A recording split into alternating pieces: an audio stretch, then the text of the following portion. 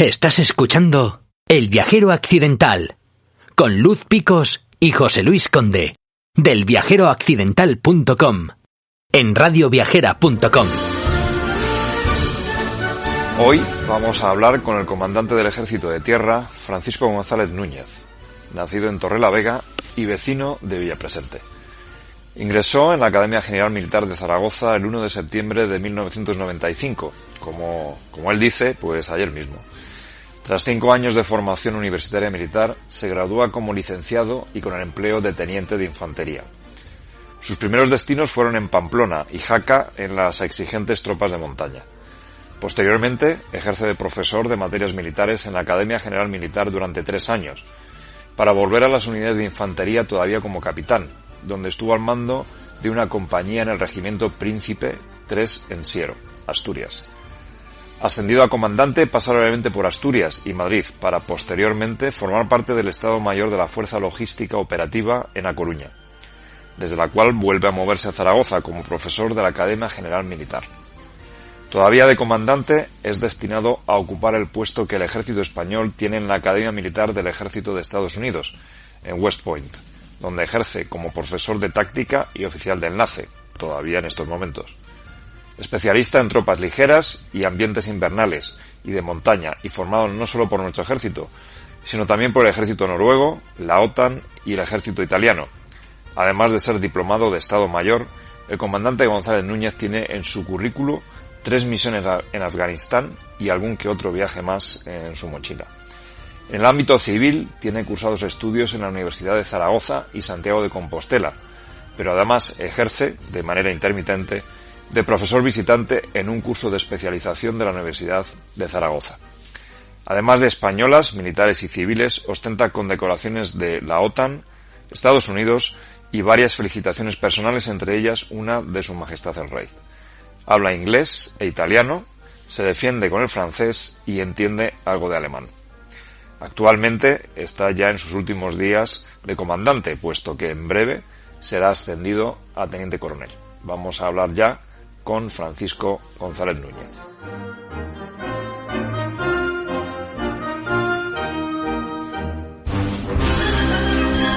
Hola Francisco, ¿qué tal estás? Encantados de tenerte en El Viajero Accidental en Radio Viajera. Hola Luz, un saludo muy fuerte desde aquí. La verdad es que el encantado soy yo. Estoy muy agradecido de que me hagáis un hueco en vuestro espacio. Muy bien, sí. La verdad, Francisco, estamos encantados de que te gustara la idea de nuestros podcasts gracias a la presentación de tu padre, de Francisco González Senior, que a su vez él va a estar dentro de poco en nuestros micrófonos hablando de Villapresente, de vuestra tierra natal y de sus 4 gobernadores, que eso ya lo haremos, ¿no? Nosotros en El Viajero Accidental no paramos de hablar de Cantabria y por eso no queríamos dejar pasar la oportunidad de hablar con un cántabro en West Point. Así que cuéntanos un poco sobre ti antes de que pasemos a hablar de más cosas. Bueno, pues sobre mí contaros, soy cántabro, que acabáis de decir, vecino de Villapresente, nacido en Torrelavega. Si no cito Villapresente, mi cuadrilla deja de dirigirme la palabra, así que eso tiene que estar por delante de todo. Casado con 2 hijos, ingresé en el ejército en septiembre del 95 y desde entonces pues sirviendo en él estoy y trabajando un poco para el servicio de todos e intentando mejorar este mundo que tenemos, como estamos viendo hoy en día, ¿no?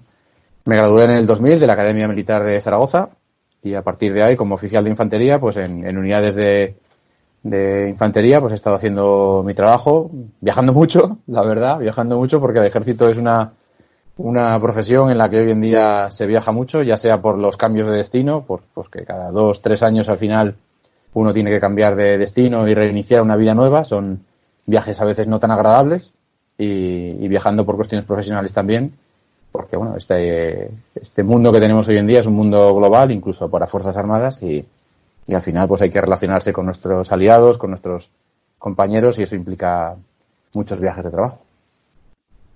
Desde luego, eres un viajero particular, ¿no? Diríamos nosotros, un viajero por profesión, pero también por vocación.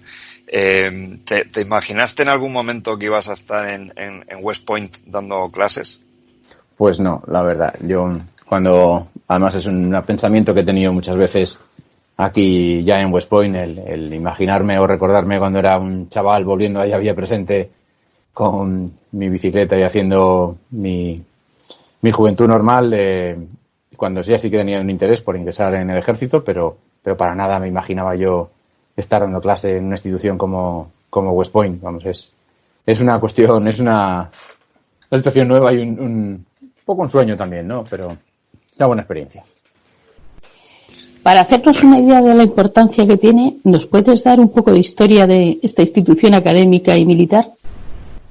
Bueno, pues West Point para Estados Unidos es un icono, es algo que yo creo que en España también es conocido, es un centro de referencia en formación militar, pero en Estados Unidos es algo más. En Estados Unidos es el acuartelamiento en activo más antiguo, es un icono de su guerra de independencia. Cuando están en plena guerra de independencia, en este lugar, todavía sin llamarse West Point, es donde, digamos, ganan la primera ventaja estratégica. Quedan Fort Clinton, que es como se llamaba anteriormente, donde hacen una serie de obstáculos con una cadena y demás para impedir la movilidad de los ingleses a la hora de contrarrestar el territorio que las colonias por aquel entonces controlaban. Cuando acaba la guerra y logran su independencia con la ayuda de España, que no está muy reconocido en la historia, ni siquiera en España, pues deciden mantener un poco este lugar como un sitio como un icono, ¿no? Como decía antes. Y a partir de 1802, pues deciden instaurar aquí la academia militar. Se convierte de un acuartelamiento normal y corriente en una academia militar.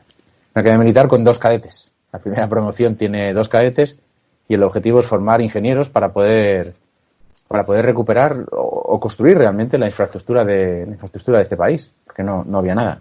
Desde ahí va evolucionando a lo que tenemos hoy en día, que son, desde luego, militares que están en las enciclopedias y que han hecho la historia moderna, astronautas, presidentes y muchísimas figuras en grandes empresas, con mucho poder y mucha influencia en Estados Unidos y en el mundo.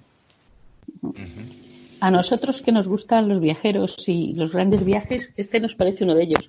¿Cómo es la vida en West Point realmente?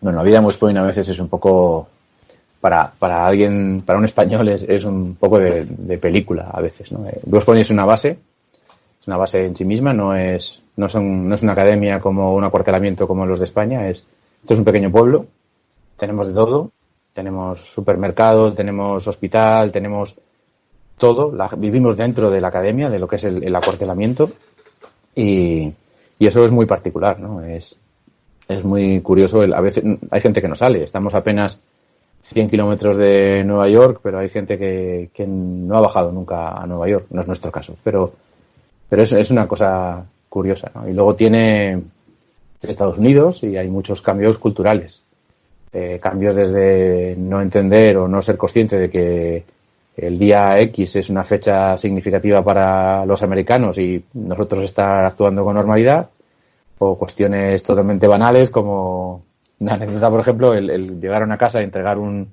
de primeras, el ir a dar los 2 besos muy españoles, ¿no? Que aquí la distancia personal es una cuestión importante y ver cómo el anfitrión o la anfitriona se da un paso atrás, o el entregar un regalo, sí, es una cuestión que ahora de hecho nos pasa al revés. Cuando hablamos con algún español o cuando tenemos algún invitado español, ya nos hemos acostumbrado a no dar los besos y somos nosotros los que nos quedamos así con esa situación.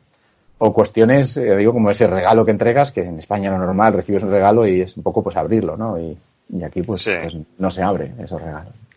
Uh-huh. Y luego el hecho de que sea una base militar y tener el trabajo en el sitio donde vives, pues también son cuestiones curiosas que al final hacen entender un poco por qué, como militar, ¿no? Por qué los uniformes, por ejemplo, en Estados Unidos son algo normal. Aquí es que hay días que prácticamente no me lo quito. Me estoy ahorrando en ropa civil, vamos. Es una ventaja, puntual, sí, pero una ventaja. ¿No? Sí, supongo. Francisco, normalmente en El Viajero Occidental no hacemos alusión al momento en el que estamos grabando el podcast por aquello de que sea atemporal. Pero bueno, la situación que estamos viviendo hoy en día con el COVID-19 es totalmente extraordinaria y por ello sí queremos hoy que nos cuentes un poco cómo estáis viviendo algo así, tú en la distancia y tus colegas norteamericanos con respecto a su país.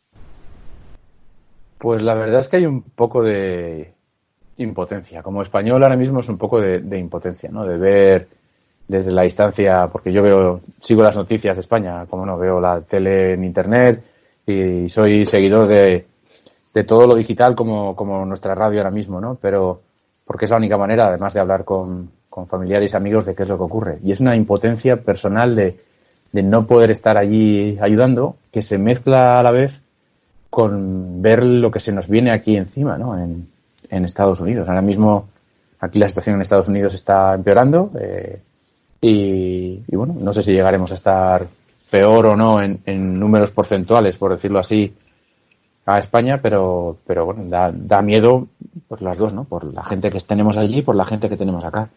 West Point es un caso particular, con esa descripción que hacía antes de la base, ¿no? Un sitio aislado, con capacidad de sostenernos dentro sin tener que salir. Pues la verdad es que la respuesta está siendo bastante buena, bastante efectiva.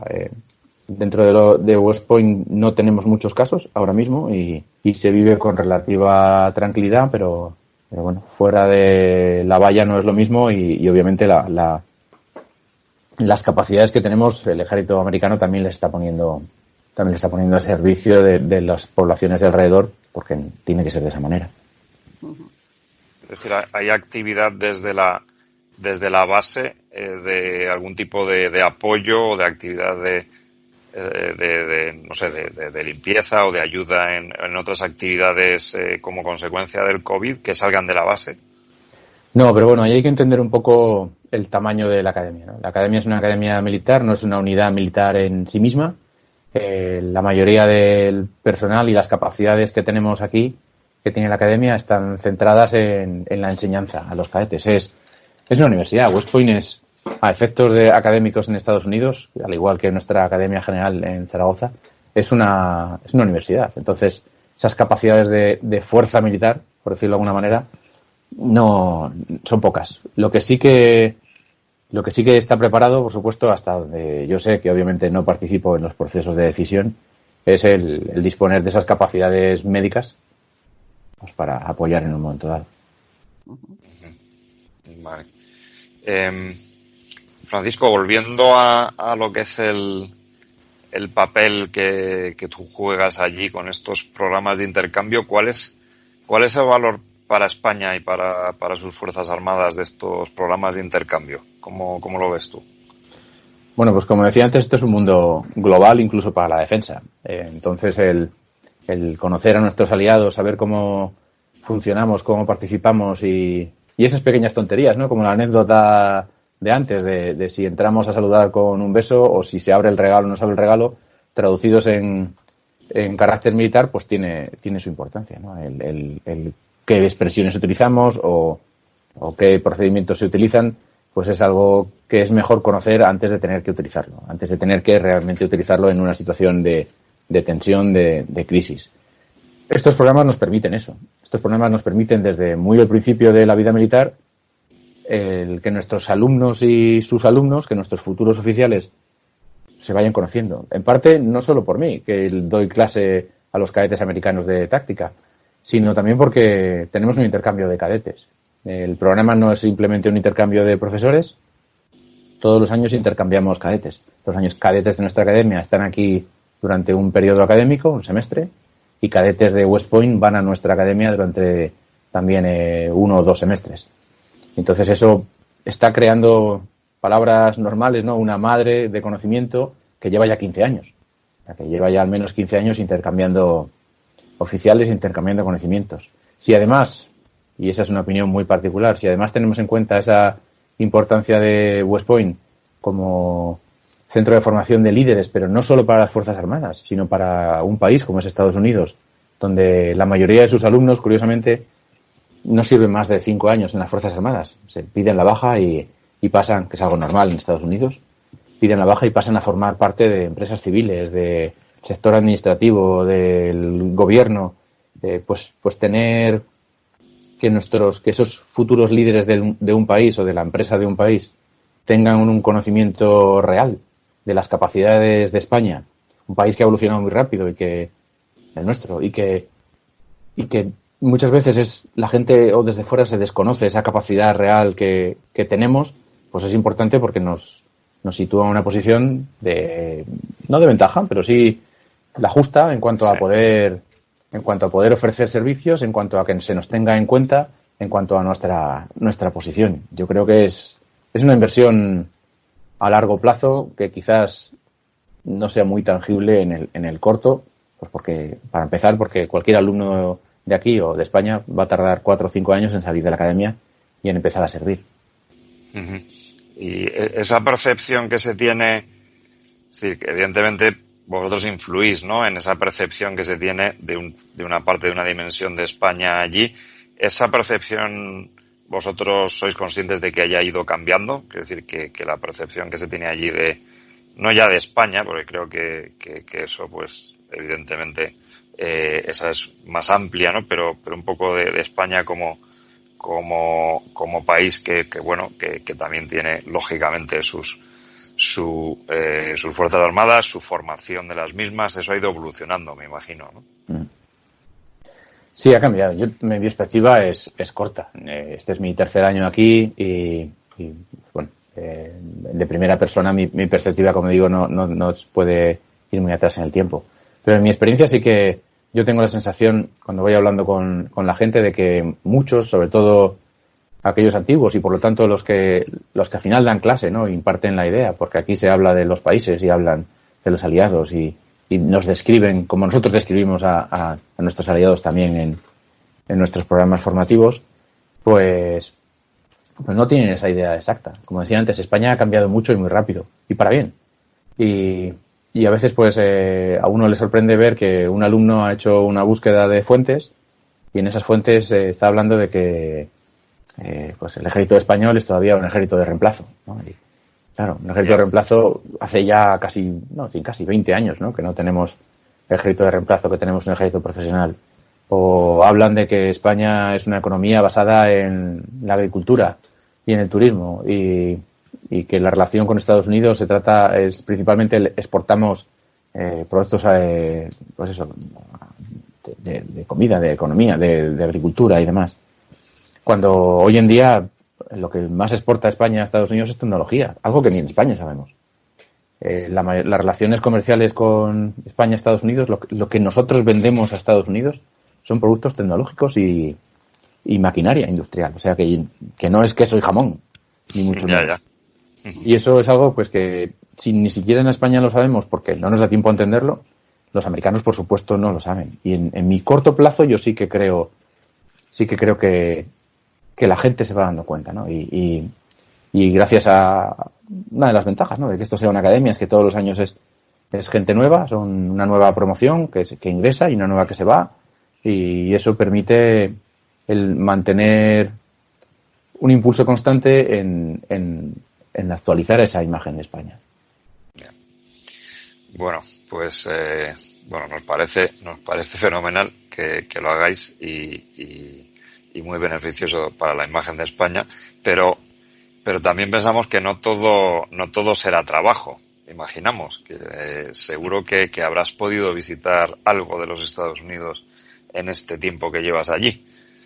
Sí, no todo es trabajo, no. El trabajo es mucho, pero no todo es trabajo. En mis 15 días que tienen la costumbre aquí en Estados Unidos de coger vacaciones de verano y a mí me aplican la misma norma, por supuesto que nos hacemos algunos viajes.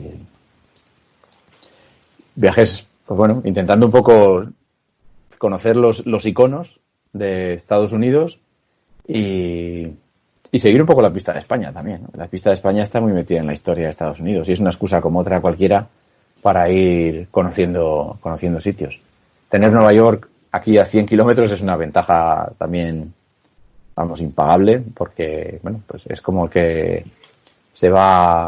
bajamos en el día. Entonces, ver Nueva York, el tenerlo de coger el coche y aparecer en Nueva York y poder visitar todos esos sitios emblemáticos que muchas veces hemos visto solo en las películas, y estar allí pues es bonito, es una experiencia, y sobre todo pues teniendo niños pequeños como es mi caso, y enseñarles, abrirles el mundo para que esta generación que nos sigue tenga la mente más abierta y los ojos más abiertos, está muy bien.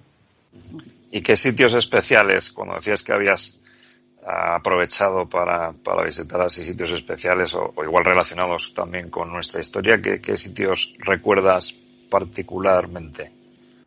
Pues he aprendido mucho, la verdad es que he aprendido mucho de la historia de España estando aquí en Estados Unidos. Uno que me llamó mucho la atención así en este hilo es en California, en San Francisco. San Francisco tiene lo que llaman el presidio de San Francisco, el presidio que para nosotros lo asociamos a una cárcel, ¿verdad? Pero los presidios aquí en Estados Unidos fueron el nombre que se utilizaban los cuarteles, los cuarteles militares de España en ultramar. Y el presidio de San Francisco, ahora mismo en inactivo, me llamó la atención el que ellos presumían de que era el acuartelamiento más antiguo de Estados Unidos. Claro, yo viniendo de West Point, como hablábamos antes, en el que West Point se presenta como el acuartelamiento más antiguo en activo, era algo que me sorprendía, hasta que ese pequeño matiz, ¿no?, del en activo, el acuartelamiento de San Francisco, que es el cuartel más antiguo del Estados Unidos continental, como dicen ellos, y es de origen español, y que todavía tiene algunas edificaciones de entonces, de 1700, de 1600. Pues es bonito, ¿no?, ver allí ese escudo de España antiguo y esas imágenes nuestras de esta presencia, y darnos cuenta de que lo pequeños que somos hemos tenido mucho hueco mucha huella en la historia, ¿no? Sí, porque hablabas antes de la independencia de Estados Unidos. Nosotros hemos hablado ya en el Viajero Accidental, por ejemplo, de Bernardo de Gálvez, que tuvo una relación bastante directa con la independencia, con la guerra de independencia de Estados Unidos, y le dedicamos un episodio, y que sabemos que hace no mucho ha tenido reconocimiento allí, creo que en el Capitolio, ¿no? Sí, bueno, la historia de Bernardo Gálvez ya la habéis hablado de ella, pero es una historia escondida incluso por España, o por lo menos no hecha pública, y sí, ahora tiene un cuadro en el Capitolio, y cada vez están inaugurando más reconocimientos o más estatuas en reconocimiento. Pero hay otras figuras que son importantes y que todavía quizás no hemos descubierto, civiles y militares, ¿no? El primer embajador que tuvo España aquí en Estados Unidos, el primer almirante también de la Armada de Estados Unidos, la Navy, es español o de origen español. Entonces, eso incluso anterior, ¿no? En el momento en el que empieza la guerra de independencia de Estados Unidos, 2/3 de la población de este territorio, de lo que llegaría a ser Estados Unidos, hablaban español. Entonces, hay mucho ahí, ¿no? Y en esos viajes, pues yo sé, San Francisco ha sido uno de ellos, en Florida también, o en Texas también. Son sitios en los que hay huella, pero bueno, también hemos ido a ver otras cosas que no solo están relacionadas con España. Otra cosa que le preguntamos a nuestros entrevistados es que cuáles van a ser sus próximos viajes. Y ahora probablemente más que nunca, porque volveremos a viajar. Sin duda volveremos a viajar. Entonces, por saber pues los planes que tienes, los que tenías y lo que tenías, digamos, en mente para hacer próximo. Bueno, los planes ahora mismo están todos trastocados, ¿no?, con esa experiencia que hablábamos antes de la situación actual del COVID. El próximo viaje que teníamos en mente y último era uno de los grandes parques nacionales que nos falta por visitar, que es el Gran Cañón, y en el Colorado, y que, bueno, pues sospecho que no vamos a poder visitar ya, porque tiene pinta de que regresaremos a España antes de que se levanten estas restricciones de viaje. Y el próximo viaje supongo que será de vuelta a casa, y a partir de ahí ya veremos, pero... Bueno, pero será momento de planear cosas, nuevas, eso seguro. Sí, seguro, no. El viajar es algo que lo llevo desde muy pequeño, ya a mis padres ya les gustaba viajar, y bueno, dentro de las posibilidades que vayamos teniendo, pues iremos viajando. Yo creo que es importante conocer el entorno y conocer y conocer lo que no conocemos, y para eso hay que viajar. Y si uno no viaja, al final no entiende al vecino. Si uno no está allí y se involucra en esos problemas y en esas otras sociedades, no se entiende el porqué de las respuestas, y es importante, más allá de las fotografías, más allá de tener recuerdos, es una cuestión de aprendizaje. Totalmente de acuerdo. Nos da mucha pena, pero estamos llegando al final de esta charla, de esta entrevista. Queremos darte las gracias, Francisco, por compartir con El Viajero Accidental y con Radio Viajera tu aventura en Estados Unidos, la aventura de un cántabro en West Point, que sin duda para nosotros tiene mucha amiga y queremos que mucho tirón. Sí, desde luego, porque nos parece, desde el principio nos pareció súper interesante, y cuando hablamos con tu padre, que como decíamos al principio, va a salir en un próximo episodio, hablando de Villa Presente, tu villa natal, con la que el viajero tiene una relación muy estrecha, porque concretamente yo pasé allí mucho tiempo y sigo visitándolo siempre que puedo, así que de ahí viene esa relación tan estrecha de algún miembro del Viajero Accidental. O sea que ha sido un placer tenerte con nosotros, Francisco. Ya digo, el placer y el honor es mío, que me hagáis un hueco en esto, en vuestra radio viajera, para poder compartir al menos un granito de mis experiencias, un poquito de mis experiencias. El placer es mío y muchísimas gracias. Vale, pues oye, encantados. Un abrazo, que vaya todo muy bien por ahí, y ya nos veremos muy probablemente de vuelta por aquí, por España. Bueno, mi primera parada será a Villa Presente, seguro, con lo cual, y supuestamente debería volver en verano, entonces igual nos vemos, efectivamente. Muy bien. Bueno, un abrazo, hasta pronto.